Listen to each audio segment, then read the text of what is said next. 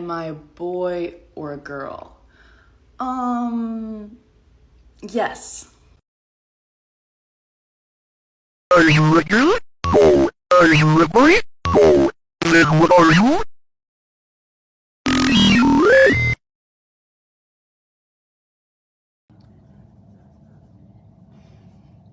Do I look like a boy?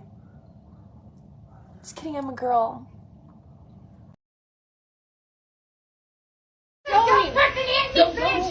Uh-oh. How did we end up here? Let's rewind, shall we? Meet Charisse. I just realized something. I had a bad childhood. Yeah, I know. What do you mean you know? Look at you. What do you mean look at me? Look at how you stand. People who had good childhoods don't stand like that. I want androgyny. I want people to be so confused when they're attracted to me that they have an identity crisis. Are you a boy or a girl? Baby, I'm an experience. Don't be suspicious. Don't be suspicious. Don't be suspicious. Don't be suspicious. Don't be suspicious. Don't be suspicious. Don't be suspicious. Don't be suspicious.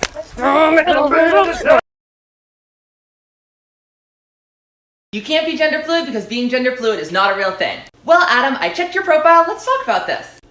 What if I said your name being Adam Caldwell isn't a thing because biology doesn't prove it? I mean, nowhere in your biology does it say your name has to be Adam, but here you go, just telling people your name is Adam Caldwell as a username. Of course, I'm teasing you a little bit, but do you see my point? Just because something doesn't have a biological gene or trait that we found doesn't mean it's not real.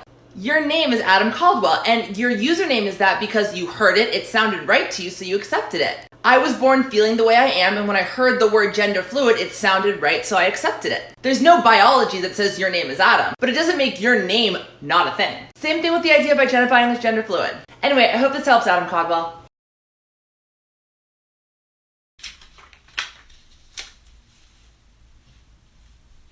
If you got an email from someone and their first name was Friday, would you assume a gender?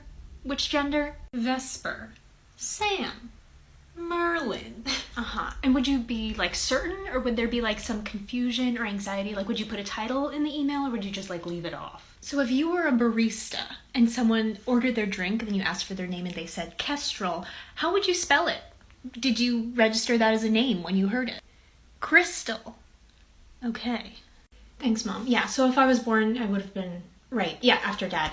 Did you guys, in case the doctor looked at the ultrasound and was like, oh, I don't know, did you guys have like a third name prepared for like a mystery baby? No, yeah, that's fair. This isn't offensive at all, and I actually thank you for asking because there's such a lack of education, so here is your introduction to they, them, theirs pronouns. They, them pronouns are usually used by people who are either non-binary, gender fluid, agender, or simply just someone who is comfortable with those types of pronouns. How to use them? Well, it's basically the same as he, him, or she, her, but instead it's they, them. She's so cool, I love her style. They're so cool, I love their style. Oh my god, Bridget Lundy Payne, I love them. They're my favorite actor. India Moore is such an incredible trans activist, and also they're just gorgeous. Oh my god, Tachi Ringsby? They're so cool. She's honestly one of my favorite YouTubers. That last one was an example of she, they. I use she, they, meaning you can use she, her, and they, them interchangeably. Hope this helps. What is a feature of your native language that is unique? So minus all of the influences of different languages because of the many colonizations of the Philippines, Filipino or Tagalog is quite gender neutral. So we have words like siya, that means they, them, and that is how you refer to somebody. We have pinsan, meaning cousin, no specific gender specified. We have asawa, meaning husband or wife. And I always thought that was really cool, so I did a bit of research on it a while back. And apparently back in the day, before colonization, the Philippines was quite an egalitarian society. Some will even say a matriarchy. Women leaders were very prevalent, and gender fluid people were also seen of importance, and they were known as the babaylan. Which just goes to show that the taboo that exists within sexuality and gender fluidity came with colonization. Weird thing is he was so open about it. You know, hi, I'm a bisexual, like, hi, I'm from Colorado or something. What kind of question is that? Is that a problem? Of course it's a problem. I'm not even sure bisexuality exists. I think it's just a layover on the way to Gay Town. Isn't that right next to Ricky Martinville? When did this happen? When did the sexes get all confused? Somewhere between Gen X and Gen Y, they blended and made XY. He's open to all sexual experiences. He's evolved. It's hot. It's not hot, it's greedy. He's double dipping. You're not marrying the guy. You're making out with him. Enjoy it. Don't worry about the label. I'm very into labels. Gay, straight.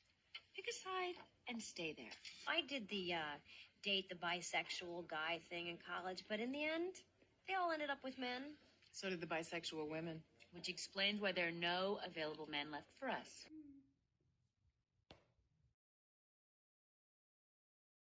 The only people in this world that have tattoos and piercings are whores and drug addicts.